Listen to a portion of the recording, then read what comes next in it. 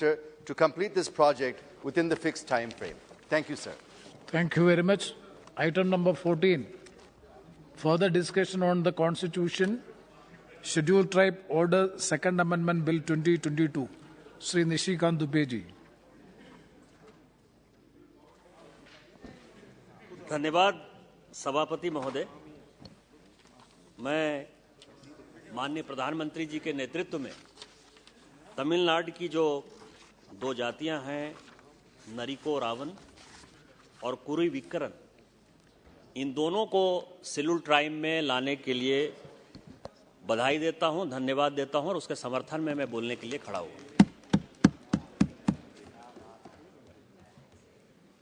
इस पार्लियामेंट में जब भी शेड्यूल कास्ट में कोई अमेंडमेंट की बात आती है, इंक्लूजन या एक्सक्लूजन की या शेड्यूल ट्राइब में, तो मैं हमेशा देखता हूं कि सांसदों की जो इच्छा है वो उनको लगता है कि छोटा बिल है, क्या बिल है, इस पर क्या चर्चा होना है, और संख्या चाहे इस तरफ हो या इस तरफ हो, मैं हमेशा देखता हूं कि उसमें उतना इंटरेस्ट नहीं रहता। लेकिन हम सभी जब चुनाव लड़ने जाते हैं सर, तो जाति इस भारतीय समाज की एक रियलिटी, वास्तविकता है, और जाति के आधार पर ही मैक्सिमम वोटिंग पैटर्न है, वोट होता है। मोदी जी की बात अलग है कि उनके नाम पर जो है सारी जातियां टूट जाती हैं, लेकिन इसके पहले, इसके बाद या इसके बाद जो कुछ भी होना है, तो इसीलिए इस बिल के बारे में मेरा हमेशा से मानना है कि देखन में छोटन लगे, घाव करे गंभीर। जिन जातियों को आजादी के 75 साल बाद उनका हक मिल जाता है, आप उनके घर में समझिए कि कैसी होली दिवाली मनती। और 75 साल से जो जातियां आज तक एक्सक्लूडेड हैं, उनके यहां कैसी समस्या होती होगी यदि उनके बारे में देखेंगे। और जब भी ये चर्चा हुई, मैं 2009 से जब से यहां सांसद बना हूं, कोई ऐसी शेड्यूल ट्राइब या शेड्यूल कास्ट की चर्चा नहीं हुई जिसमें कि मैंने भाग नहीं लिया। और मेरे भाग लेने के पीछे रीजन है सर, 70 साल के 75 साल के शासन व्यवस्था में कांग्रेस को वर्षों तक शासन चलाने का मौका दिया जनता ने। 1950 के पहले मैं एक कागज लेकर आया हूं 1935-36 में कि शेड्यूल कास्ट और शेड्यूल ट्राइब का नोटिफिकेशन कैसे हुआ। ब्रिटिश काउंसिल ने शेड्यूल ट्राइब और शेड्यूल कास्ट का नोटिफिकेशन कैसे किया। और लगभग जब कॉन्स्टिट्यूएंट असेंबली बैठी तो 1947 के बाद से लेकर 1950 तक जो 35 और 36 का जो नोटिफिकेशन था शेड्यूल कास्ट और शेड्यूल ट्राइब का, सब कुछ उसने उसी तरह से डाल दिया। और 1950 में जब ये 26 जनवरी 1950 को भारतीय संविधान लागू हुआ, तो वही नोटिफिकेशन एग्जैक्ट चले आए। इसके बाद कांग्रेस की सरकार बनी और यह तय हुआ कि जो नोटिफिकेशन ब्रिटिश गवर्नमेंट ने किया है उसमें काफी लूप होल्स हैं। और 1956 में इन लोगों को कमेटी बनाने की बड़ी आदत है। कमेटी बनाई सर, कालेलकर कमेटी 1956 में। और कालेलकर कमेटी ने कुछ अपने रिकमेंडेशन दिए कि ऐसी ऐसी जातियां हैं शेड्यूल कास्ट की, शेड्यूल ट्राइब की, इनको जोड़ना चाहिए। उस कमेटी से ये लोग संतुष्ट नहीं हुए तो 1965 में जो उस वक्त के जो सेक्रेटरी लॉ थे, लोकूर साहब, मदन एल लोकूर, उनके नेतृत्व में एक कमेटी बनी कि तुम एक ऐसा लेजिस्लेशन लेके आओ जिस लेजिस्लेशन के आधार पर इंक्लूड भी हो जाए, एक्सक्लूड भी हो जाए, और एक कॉम्प्रिहेंसिव बिल के आधार पर हम जो लूपहोल्स रह गया है 1950 में नोटिफिकेशन में, वो हम कर पाए। उसकी रिपोर्ट आ गई और 1967 में इसी पार्लियामेंट में वो बिल इंट्रोड्यूस हुआ। उस वक्त क्योंकि ये जो ट्राइबल मंत्रालय है सर, वो माननीय अटल बिहारी वाजपेयी जी हमारे जो प्रधानमंत्री थे, उनके प्रति हम लोगों को शुक्रगुजार होना चाहिए, कृतज्ञ होना चाहिए कि ये सारा जो सोशल जस्टिस का पार्ट था, ये चाहे शेड्यूल कास्ट हो, चाहे शेड्यूल ट्राइब हो, चाहे ओबीसी हो, वो जो शेड्यूल कास्ट का पार्ट था शेड्यूल सोशल जस्टिस मंत्रालय का, वो ट्राइबल मंत्रालय उन्होंने अलग कर दिया। इसीलिए ट्राइबल का बिल अलग आता है, लेकिन उस वक्त एक सोशल जस्टिस मंत्रालय ही था। वो बिल इंट्रोड्यूस हुआ, और वो बिल जब इंट्रोड्यूस हुआ 1967 में, 2 साल लग गए सर। तो पार्लियामेंट है, हम लोग बहुत यहां सोचते हैं कि हम यहां जो बोलते हैं उसका बहुत मतलब होता है। जेपीसी बन गई, जब जेपीसी, क्योंकि सभी चीजों में, चाहे हम अपोजिशन में हो चाहे आज कांग्रेस अपोजिशन में हो, सबको लगता है कोई भी मुद्दा हो जाए जेपीसी बनाओ, जेपीसी बनाओ, जैसे लगता है कि जेपीसी का बहुत बड़ा काम हो जाता है। उस वक्त भी हंगामा हुआ कि जेपीसी बनाओ, और 1967 में उस बिल इंट्रोडक्शन के बाद एक जेपीसी बना, और जेपीसी को कांग्रेस के तत्कालीन मेंबर थे ए.के. चंदा साहब, उन्होंने लीड किया। और उसमें भारतीय जनता पार्टी इतनी सीरियस थी उस बिल के लिए कि उस वक्त के हम लोगों के कार्यकारी अध्यक्ष भी रहे, भारतीय जनता पार्टी के बहुत वरिष्ठ नेता रहे, सुंदर सिंह भंडारी साहब, वो भी इस कमेटी के मेंबर हुए। मतलब मैं आपको बता सकता हूं कि जनसंघ, उस जमाने में भारतीय जनसंघ थी, कि जनसंघ और भारतीय जनता पार्टी शुरू से शेड्यूल कास्ट और शेड्यूल ट्राइब के लिए कितनी चिंतित रहती है। और हमारे यहाँ कांग्रेस के एक बहुत बड़े नेता हुए जिन्होंने कि काफी चीजों का विरोध किया, और हम लोग उनको बहुत सम्मान देते हैं, आदर देते हैं, कार्तिक उरांव साहब। कार्तिक उरांव साहब भी उस जेपीसी के मेंबर हुए, और 1969 में जेपीसी की रिपोर्ट आई है सर। और जेपीसी के बारे में हमारा यह मानना है कि जेपीसी के जो रिकमेंडेशन है वो परस्यूएसिव होते हैं। मतलब जो जेपीसी रिकमेंड करती है, मोर और लेस सरकार को उसको मानना चाहिए या सरकार उसको मानती है। और मैं आज यही रिपोर्ट लेकर आया हूं क्योंकि हमारे यहां जो दुविधा है, कई एक दुविधाएं हैं सर, और उन लोगों ने 1969 में क्या सोचा और आज भी हम लोग कितने परेशान हैं।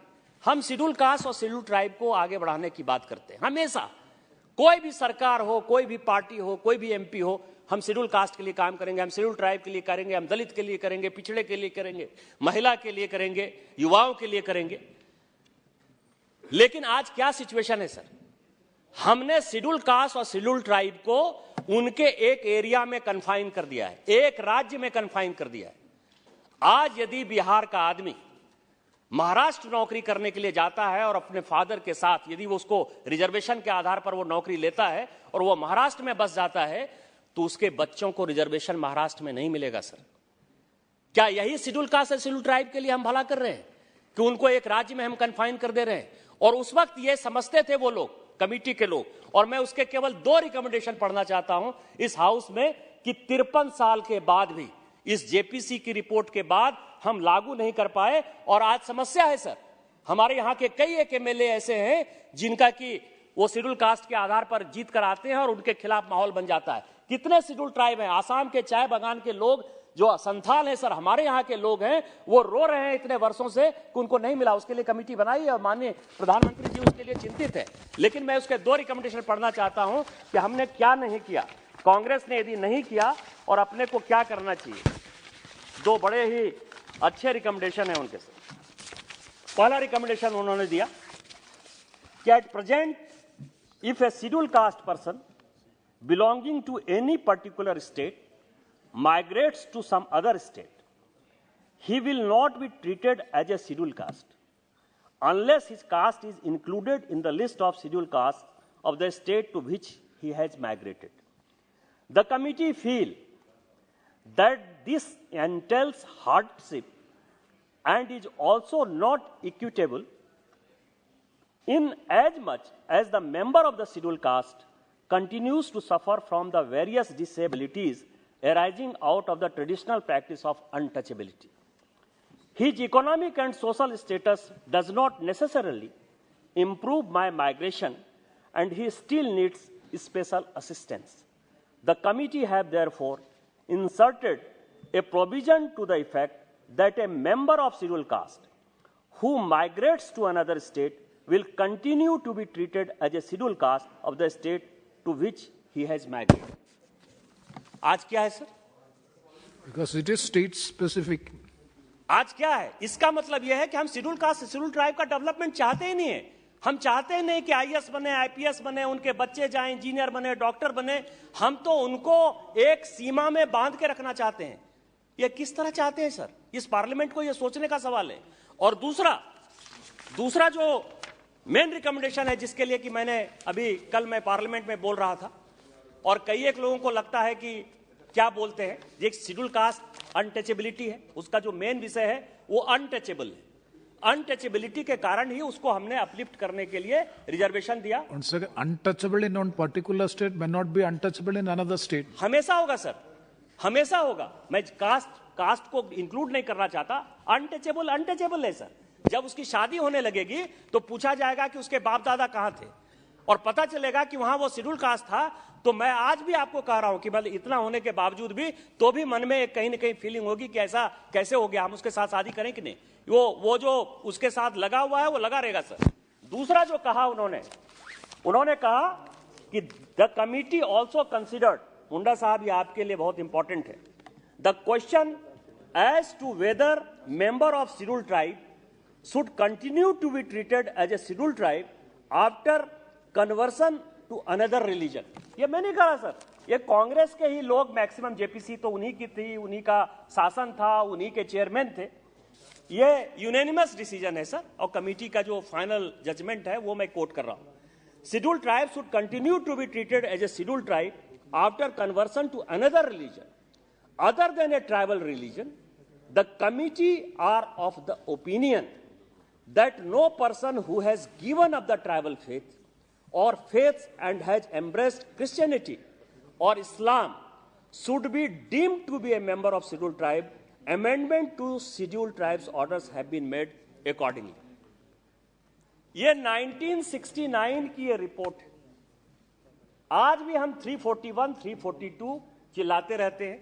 शेड्यूल कास्ट के लिए हमने ये कह रखा है कि यदि आप जैन, बुद्ध और सिख जो इंडियन धर्म है उसको छोड़कर यदि आप क्रिश्चियनिटी में या इस्लाम में कन्वर्ट होंगे तो आपको हम शेड्यूल कास्ट का दर्जा नहीं देंगे। शेड्यूल ट्राइब में हम क्यों नहीं कर सकते? क्योंकि शेड्यूल ट्राइब के एक नेचर के आधार पर हमने दिया हुआ है। जैसा ही वो क्रिश्चियनिटी या इस्लाम कबूल कर लेते हैं, और मैं उसका सबसे बड़ा भुक्तभोगी हूं। साहबगंज मेरा बगल का जिला है सर, उसकी महिला जो है शेड्यूल ट्राइब के नाम पर वहां की जिला परिषद की चेयरमैन है, उसके बच्चे मुसलमान है, उसका हस्बैंड मुसलमान है, तो उसका सारा जो फेथ है वो फेथ बदल गया, उसके बच्चे नमाज पढ़ रहे हैं, तो वो शेड्यूल ट्राइब नहीं है उसके आधार पर। और जब ये कहा गया, और इसमें मैं आपको बताऊं कि जो दो नोट ऑफ डिसेंट आए उसमें एक सुंदर सिंह भंडारी जी का भी है। हमारी सरकार थी, मैं सुंदर सिंह भंडारी जी को मैं कोट करना चाहता हूं। उन्होंने लिखा, एक तो उन्होंने लिखा कि आसाम के चाय बागान के जो लोग हैं इतने दिनों से वो परेशान हैं और जो जेपीसी की रिपोर्ट है उसके आधार पर उनको शेड्यूल ट्राइब का दर्जा देना चाहिए।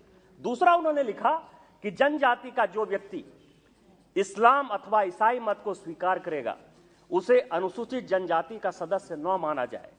प्रवर समिति द्वारा यह निर्णय ले लिए जाने के उपरांत भी सूचियों में कुछ ऐसी जनजातियों वो उपजातियों के नाम रह गए हैं जिनके सभी सदस्य इस्लाम अथवा मतावलंबी हैं, उन नामों को सूची से हटा देना चाहिए, क्योंकि उस वक्त की सरकार ने उस वक्त ये नहीं माना।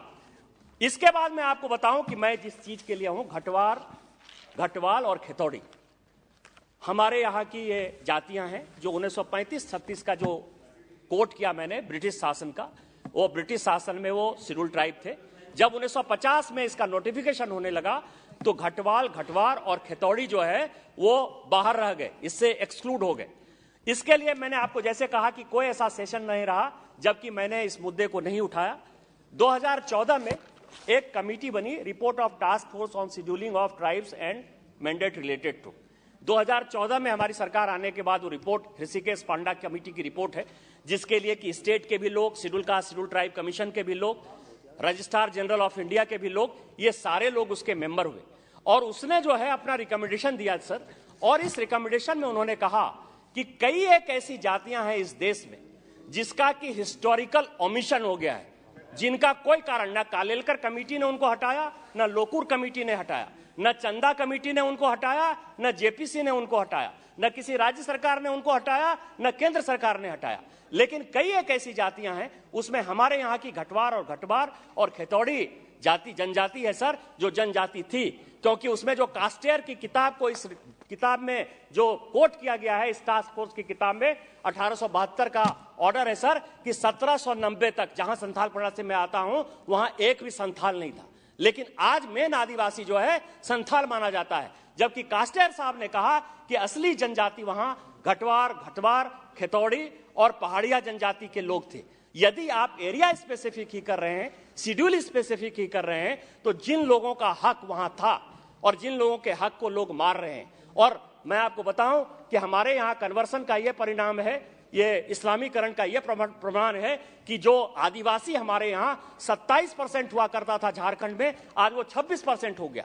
यही कारण है कि पूरे देश में डिलिमिटेशन हो गया, लेकिन हमारे यहाँ डिलिमिटेशन नहीं हो पाया, क्योंकि यदि डिलिमिटेशन हो जाता तो 1 लोकसभा की सीट और 3 विधानसभा की सीट शेड्यूल ट्राइब की कम हो जाती। इस कारण से सरकार ने यह माना, और यह फैक्ट है कि शेड्यूल ट्राइब का जो है सीट वो घटना नहीं चाहिए। तो जो संख्या घट रही है, जो असली जेन्युइन आदिवासी हैं, उनको इसमें इंक्लूड करना चाहिए। जो ऋषिकेश पांडा कमेटी की रिपोर्ट है, जो उन्होंने कहा है कि ये हिस्टोरिकल ओमिशन है, उसको इंक्लूड करके एक कॉम्प्रहेंसिव बिल आपको लेके आना चाहिए, जिससे कि हम जो न्याय देना चाहते हैं माननीय प्रधानमंत्री जी के नेतृत्व में, खासकर शेड्यूल ट्राइब और शेड्यूल कास्ट के लोगों को, क्योंकि द्रौपदी मुर्मू जी को राष्ट्रपति बना के हमने आदिवासियों को सम्मान दिया है।